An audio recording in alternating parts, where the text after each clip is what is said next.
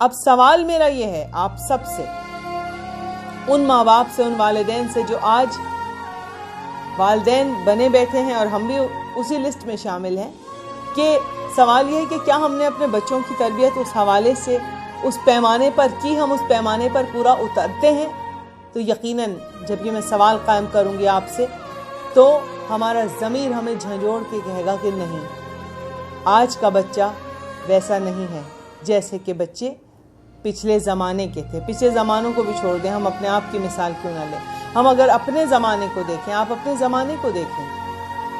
کہ ہم نے اپنے بچوں کو پال کر جوان کر دیا، لیکن اگر ہم پیچھے چلے جائیں اپنے زمانے میں، اپنے بچپن میں چلے جائیں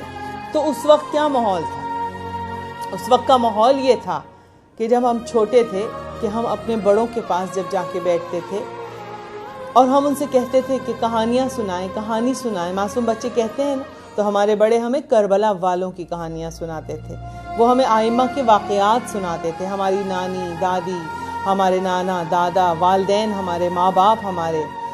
تو واقعات سناتے تھے کربلا والوں کے، کہ محرم میں کہ جب 10 دن شروع ہو جاتے تھے تو ایک ایک تاریخ کے بارے میں بتاتے تھے کہ آج 6 محرم ہے تو بیٹا آج شہزادہ علی اصغر کا دن ہے۔ کون تھے شہزادہ علی اصغر؟ مولا حسین کے سب سے چھوٹے بیٹے تھے، 6 ماہ کے تھے۔ بچے سنتے تھے وہ کہانیاں، وہ باتیں، چھوٹی چھوٹی بچیاں روتی تھیں کہ جب دادی اور نانیاں اور ماں باپ بتاتے تھے کہ چھوٹی شہزادی سکینہ، مولا حسین نے انہیں دعاؤں میں مانگا تھا، وہ گھٹ گھٹ کر زندان میں مر گئیں، بتاتے تھے ہمارے والدین۔ اور جب محرم شروع ہوتا تھا تو پورا ایک ماحول بن جاتا تھا آئمہ کے بارے میں، جب بچے لیٹے ہوئے ہیں، بیٹھے ہوئے ہیں ماں باپ کے ساتھ، ان کو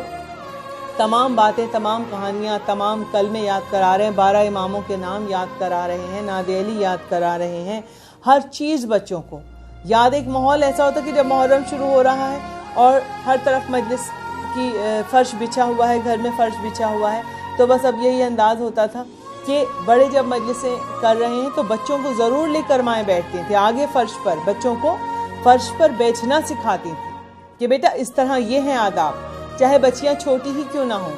لیکن ہمارے والدین، ہمارے بڑے چھوٹے چھوٹے اسکارف اور دوپٹے سی کر ہمارے سروں پر اڑا دیتے تھے کہ بیٹا جب مولا کی مجلس میں بیٹھتے ہیں تو اپنے سر کو ڈھانک کر بیٹھتے ہیں، مکمل لباس پہن کر بیٹھتے ہیں۔ تو پھر ہمیں آداب آتے تھے، مجلس کے فرش اعضا کا تقدس پتہ چلتا تھا۔ اور جب بچے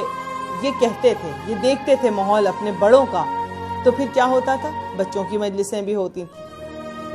ہم اپنے بچپن میں اگر آپ یاد کریں ان باتوں کو کہ ہم اپنے بچپن میں کتنی مجلسیں بچوں کی کرتے تھے، کہ ہم جب دیکھتے تھے کہ اب مجلسیں شروع ہو گئی محرم، تو پھر یہ ہوتا تھا کہ چھوٹی چھوٹی سی اسٹکس لے لی، انہیں پاک کیا، چھوٹی چھوٹی لکڑی کی ڈنڈیوں پر ایک چھوٹا سا کپڑا لیا، اس کو باندھ کر اس کا علم بنا لیا بچوں نے، اور ماتم کر رہے ہیں اور مجلس ہو رہی ہے اور بڑے ان کو کی حوصلہ افزائی کر رہے ہیں، اس میں بچے ہی پڑھ رہے ہوتے تھے۔ جب محرم آتا تھا آپ نے یہ بات آپ کو یاد آئے گی کہ ہر بڑا جو تھا اپنے معصوم بچے کو رباعیاں یاد کراتا تھا،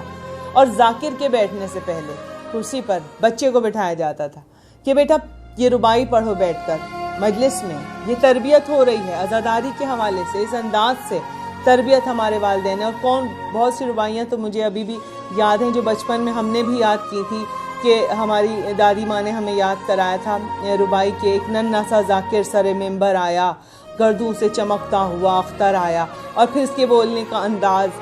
کہ آپ کس طرح سے مطلب بچوں کو سکھاتے تھے بولنا ہے آپ نے یہ تربیت کے، اور کہ بیٹا اس طرح بولنا ہے، اس انداز میں آپ کو اس کی ادائیگی کرنی ہے۔ ایک اور بہت مشہور رباعی تھی جو ہر بچے کو یاد تھی، اور وہ مجھے بھی یاد ہے بچپن کی، کہ عین سے عین عبادت کا سر انجام ہوا، لام وہ لام کہ جس لام سے اسلام ہوا، یہ سے یاور ہوئے مشکل میں ہر ایک بندے کی، صدقے اس نام کے کیا خوب علی نام ہوا۔ یہ بھی سارے بچوں کو رباعیاں یاد ہوتی تھیں۔ ایک رباعی اور بہت مشہور تھی، وہ سب بچے یاد کرتے تھے، پتھر پہ علم دین کا گاڑا کس نے، اور اسی انداز سے ہمیں بولنا سکھایا جاتا تھا، مرحب سے پہلواں کو پچھاڑا کس نے، اصحاب پیمبر تو سبھی تھے موجود، بولو بولو در خیبر کو اکھاڑا کس نے۔ تو جب بچے اس طرح سے پڑھتے تھے تو ان میں ذاکری کا شوق جاگتا تھا، وہ اس ذکر کی اہمیت کو سمجھتے تھے، وہ مجمع کو فیس کرنا جان رہے تھے، اس لیے کہ آج کا بچہ تو شرما رہا ہوتا ہے، انہیں پتہ چل رہا، جن بچوں کو کی آوازیں اچھی ہوتی تھیں، مائیں کہتی ہیں چلو تم مرثیہ پڑھو، تم سوس پڑھو، تم سلام پڑھو، تم نوحہ پڑھو۔ پورے گھرانے دوسروں کے محتاج نہیں ہوتے تھے عزیزان محترم، کہ کوئی باہر سے مرثیہ خوان آئے گا یا مجلس پڑھنے والا آئے گا تبھی مجلس شروع ہوگی، کوئی محتاج نہیں، پورے گھرانے خود مجلس پڑھتے تھے، چچیاں اور پھوپھیاں بیٹھ جاتی تھیں، ساری گھر کی خواتین، مرثیہ ہوتا تھا شاندار مرثیہ، پھر گھر کی کوئی بڑی بزرگ خاتون بیٹھتی تھی، ذائقے ماتم سے وہ تکیے پر بیٹھے جو نظم اور نثر میں ذائقے ماتم میں وہ رقت ہوتی تھی، جب ذائقے ماتم سے پڑھی جاتی تھی مجلسیں کہ قیامت مچ جاتی تھی، گھر کی خواتین پڑھتی تھی، اسی طرح سے ماتم، زیارت، ہر چیز گھر والے پڑھتے تھے اور مکمل مجلس ہوتی تھی، کسی کے محتاج نہیں ہوتے تھے۔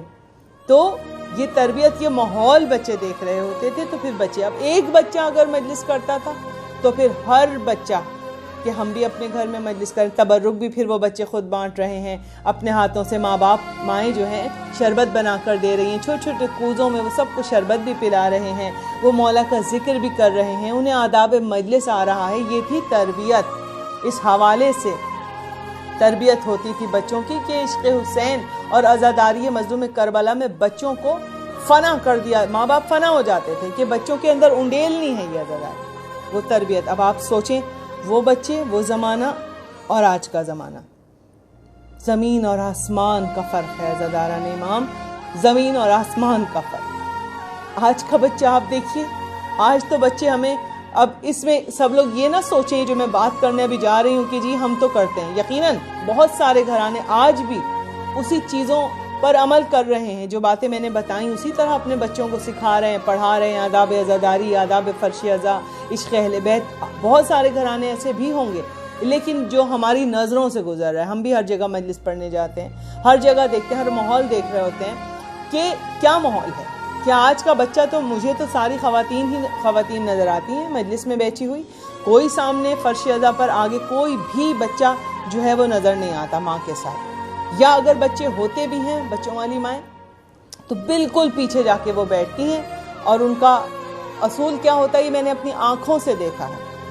کہ ان کے بیگ میں بہت سارے چپس اور بسکٹس اور سلینٹیز اور چاکلیٹس ہوتی ہیں، اور پھر جب مجلس شروع ہوتی ہے تو وہ اپنے بچوں کو وہ کھانے پینے کی چیزیں دے دیتی ہیں، اور آئی پیڈ ہوتا ہے اور ٹیب ہوتا ہے اور موبائل ہوتا ہے، اور بچوں کو دے دیا کہ وہ کارٹون دیکھ رہے ہیں، وہ ویڈیو گیمز کھیل رہے ہیں، وہ سب کر رہے ہیں۔ کچھ بچے جو ہیں ڈرائنگ بکس لاتے ہیں اور وہ کلرنگ کر رہے ہوتے ہیں اور ڈرائنگ بنا رہے ہوتے ہیں، اور آگے مجلس ہو رہی ہوتی ہے، پیچھے مائیں انہیں لے کے بیٹھی ہوئی ہوتی ہیں۔ یہ ہے تربیت، جب بچہ یہ سکھا رہے ہیں ہم اپنے بچوں کو، آج کا بچہ، کہ آج جب محرم کے مہینے میں اگر سالگرہ آ جاتی ہے، برتھ ڈے، تو محرم میں فیس بک بھری ہوئی ہوتی ہے کہ جی وہ جو ہے مبارکبادیں وصول کر رہے ہیں بچے محرم کے دنوں میں کہ آ گئی سالگرہ ہے ہماری، لیکن جو ہے ان کے دوست احباب اور جتنے بھی لوگ ان کے ساتھ عید ہیں وہ ان کو سالگرہ کی مبارکباد دے رہے ہوتے ہیں، بعض جگہ تو کیک تک کاٹے جا رہے ہوتے ہیں کہ جی ہمارا دوست لے آیا تھا اور وہاں پہ ہم چلے گئے تھے، گھر میں تو نہیں کیا۔ یہ سب چیزیں ہو رہی ہوتی ہیں، ماں باپ دیکھ رہے ہوتے ہیں۔ یہ میرا سوال ہے والدین سے، کیسے ہمارے زمانے میں 2.25 مہینے ٹی وی بند ہو جاتا تھا کہ اب بیٹا ٹی وی نہیں چلے گا، اس لیے کہ مولا کے دن شروع ہو گئے۔ ہاں ٹی وی چلتا تھا اس وقت کہ جب شام غریباں کی مجلس آتی تھی، اور 8 یا 9 محرم کو نوحے چلتے تھے اور مرثیے آتے تھے، جب 8 یا 9 محرم سے نشریات شروع ہوتی تھی تو اس حوالے سے ٹی وی کھول دیا جاتا تھا، لیکن اس کے علاوہ نہیں چلتا تھا ٹی وی۔ یہ احترام تھا محرم کا، سیاہ لباس پہننا یہ احترام تھا محرم کا، گریہ وزاری کرنی ہے، مولا کے غم میں رونا ہے۔ ہمارے بڑے جو تھے وہ سر و سینہ گھٹنا پیٹ پیٹ کر روتے تھے، تو بچے ان کو دیکھتے تھے، بآواز بلند روتے تھے، اس طرح کہ دل پھٹ جائے گا، بچے دیکھتے تھے، تو وہی چیز ہم لوگوں میں آئی۔ آج کا بچہ، آج کے ماں باپ، کہاں ہے وہ تربیت عزاداران امام؟ کیا ہم مطمئن ہیں کہ مبارکبادیں بھی ہو رہی ہیں اور خیال بھی نہیں کیا جا رہا، گھومنا پھرنا بھی، ہر چیز مطلب جو ہے آج چل رہی ہے، بالکل بے بہرا ہو چکے ہیں۔ کیا آپ کا دل نہیں چاہتا کہ اپنے بچوں کو ذاکر بنائیں،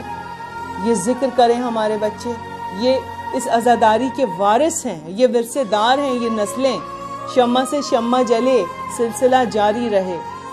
آپ کامیاب اس وقت تک ہرگز نہیں ہو سکتے، یاد رکھے گا، کہ جب تک کہ آپ اس ذکر میں اپنے بچے کو اور اہل بیت کی محبت میں اپنے بچے کو فنا نہ کر دیں۔ آپ کا بچہ اگر دنیاوی تعلیم حاصل کر رہا ہے، وہ ڈاکٹر بن رہا ہے، وہ انجینئر بن رہا ہے، بے شک بنائیں آپ اس کو، لیکن آپ کی کوشش یہ ہونی چاہیے کہ جہاں وہ دنیاوی تعلیم حاصل کر رہا ہے وہاں وہ بہترین عزادار بھی ہو، عشق اہل بیت اس کے دل میں اترا ہوا ہو، جب ہیں آپ کامیاب دنیا میں بھی اور آخرت میں بھی۔ لیکن ہمارے گھرانوں کے بچے اگر انہیں یہ پتہ ہی نہ ہو کہ محرم کیا ہے اور کربلا کیا ہے اور مجلس کیا ہے اور ماتم کیا ہے اور اس ذکر کی اہمیت کیا ہے، قاتل و مقتول میں فرق کیا ہے، ظالم و مظلوم میں فرق کیا ہے، تو پھر ہم لوگ تو ناکام ہیں نا۔ کیا فائدہ ہماری تربیت کا، ہماری زندگیوں کا، کہ ہم دنیا میں بھی ناکام اور آخرت میں بھی۔ کامیاب ہم جب ہوں گے جب ہماری اولادیں ہمارے مرنے کے بعد ہمارے لیے صدقہ جاریہ بن جائیں گی، جب وہ آپ کے مرنے کے بعد فرش اسی طرح سے بچھائیں گے، اسی شان سے بچھائیں گے۔ ہمارے بچے جب ہیں ہم کامیاب، جب وہ اس عزاداری کو چار چاند لگا دیں گے جو پھر سے ہم چھوڑ کر گئے، جب ہیں ہم کامیاب،